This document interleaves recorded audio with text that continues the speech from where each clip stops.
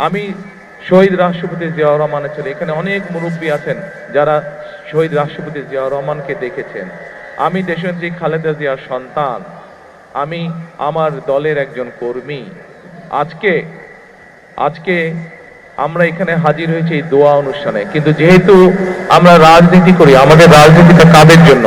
আমাদের রাজনীতিটা হচ্ছে আপনাদের মতন সাধারণ মানুষ যারা আপনারা আছেন, আপনাদের জন্য। কিভাবে আপনাদের অবস্থান, আপনাদের জীবনযাত্রা, আপনাদের দৈনন্দিন জীবন কিভাবে একটু ভালো হতে পারে, সেটাই হচ্ছে আমাদের কাজ, সেটি হচ্ছে আমাদের লক্ষ্য, সেটি হচ্ছে আমাদের উদ্দেশ্য।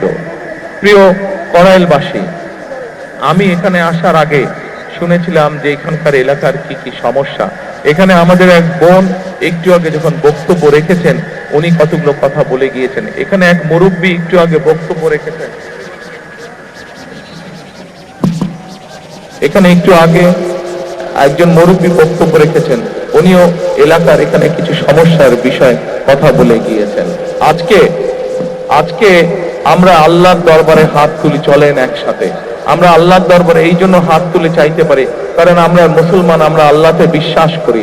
আল্লাহ যদি রহম করে, আল্লাহ যদি আমাদেরকে তৌফিক দেন, তাহলে আমরা ইনশাআল্লাহ যে কোনো কাজে সফল হতে পারবো।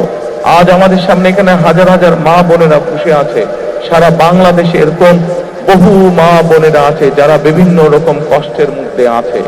আমরা সেই মা বোনদের জন্য আল্লাহ যাতে আমাদেরকে তৌফিক দেন, আমরা সেই মা বোনদের জন্য, মা বোনরা যাতে সচ্ছলভাবে চলতে পারেন, সেই সচ্ছলভাবে যাতে চলতে পারেন, আমরা মা বোনদের জন্য ফ্যামিলি কার্ড নামে একটি কার্ড দিতে চাই।